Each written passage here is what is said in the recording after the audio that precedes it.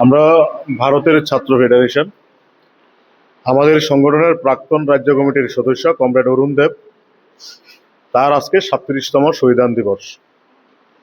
1988 থেকে 1993 সাল কংগ্রেস টিউজের সরকারি রাজ্যের মধ্যে একটা বিস্ময়কর পরিস্থিতি গোটা রাজ্যে, যে ঘটনাটা গোটা রাজ্যে মানুষ আগে কোনোদিন দেখেনি।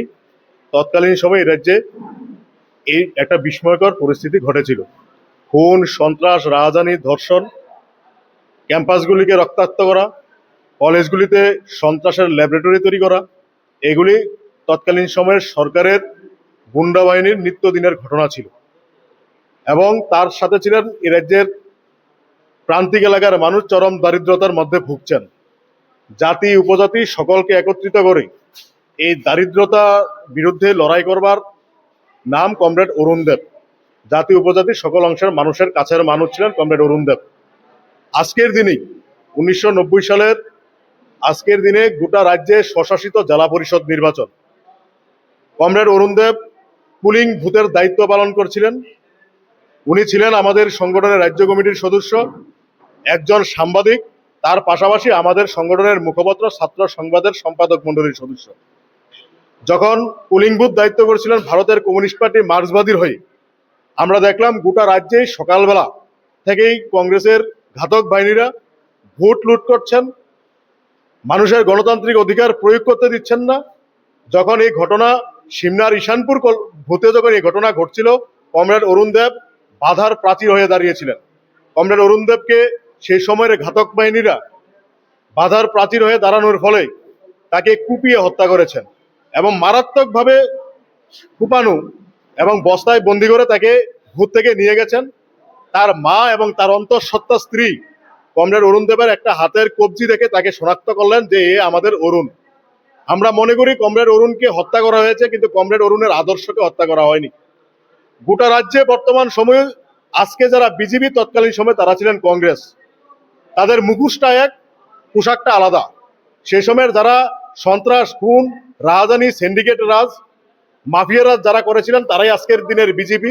আমরা দেখলাম 2018 সালে এই রাজ্যে প্রতিষ্ঠিত হবার পর থেকে আজকের দিন পর্যন্ত গোটা রাজ্যের ক্যাম্পাসগুলিকে অশান্তিতে পরিণত করা, তার পাশাপাশি ছাত্রীদের কোনো নিরাপত্তা নেই।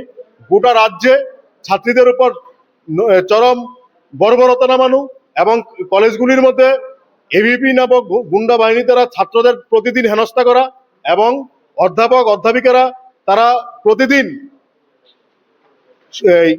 এই বিজেপির শাসনকালে হতাশে ভুগছেন। কোনো নিরাপত্তা নেই গোটা রাজ্যের মধ্যে। শিক্ষার ক্যাম্পাসগুলির মধ্যে আজকে শিক্ষার কোনো পরিবেশ নেই। রাজ্যের 300টা স্কুলে একজন করে শিক্ষক, কোনো পরিকাঠামো নেই এবং তার পাশাপাশি গণতন্ত্র আজকে ভুলণ্ঠিত। আমরা দেখলাম এই বিজেপি রাজ্যে ক্ষমতা আসার পর থেকে কলেজের ছাত্র সংসদ নির্বাচন বন্ধ এবং প্রত্যেকটা নির্বাচনকে প্রহসনে পরিণত করেছে।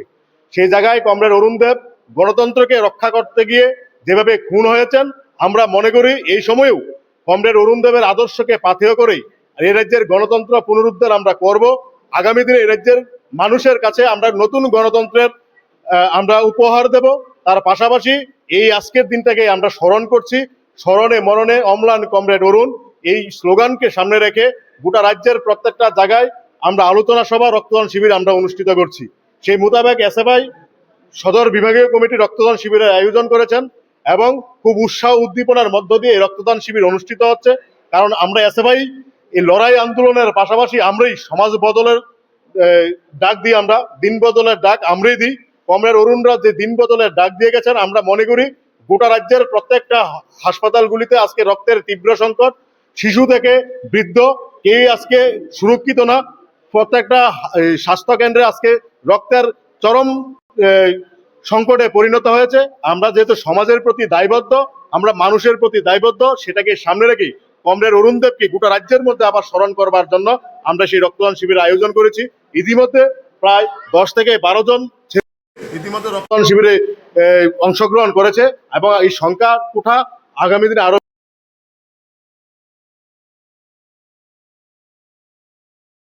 মৃত্যু হয়েছে, খুন হয়েছে তা না। কমরেড অরুণ আমাদের আদর্শে বেঁচে রয়েছেন। কমরেড অরুণকে আমরা পাথেয় করে আমাদের সংগ্রাম ধারাবাহিকতা আমরা আগামী দিনে চালিয়ে যাব। আমি এসএফআই রাজ্য সভাপতি প্রীতম শীল। इस रथ यात्रा के पावन अवसर पर स्वर्ण कमल ज्वेलर्स लेकर आया है स्वर्ण वर्षा 1 जुलाई से 25 जुलाई तक। अपना पुराना गोल्ड उसकी प्योरिटी के हिसाब से कंप्लीट वैल्यू पर एक्सचेंज कीजिए। पाइए गोल्ड ज्वेलरी के मेकिंग चार्ज पर 30% ऑफ और डायमंड ज्वेलरी के मेकिंग चार्ज पर 100% ऑफ। हर परचेज पर अशोर्ड गिफ्ट्स भी और सिर्फ बिल अमाउंट का 25% पे करके अपना गोल्ड रेट आज ही बुक कीजिए। तो इस रथ यात्रा खुशियों के साथ बचतों की भी हो। स्वर्ण वर्षा स्वर्ण कमल ज्वेलर्स, विश्वास, गुणवत्ता और बेहतरीन डिजाइन का नाम। Terms and conditions apply. প্রত্যেকের জীবনের স্বপ্ন থাকে পড়াশোনা শেষ করে কর্মজীবনে প্রতিষ্ঠা পাবার। এই দিক দিয়ে আমি সফল শুধুমাত্র একটি কারণে, সেটা হলো আমার কলেজ টিপস, যেখান থেকে গ্র্যাজুয়েশন কমপ্লিট করে উচ্চতর শিক্ষা নিয়ে আজ আমি সফলভাবে প্রতিষ্ঠিত।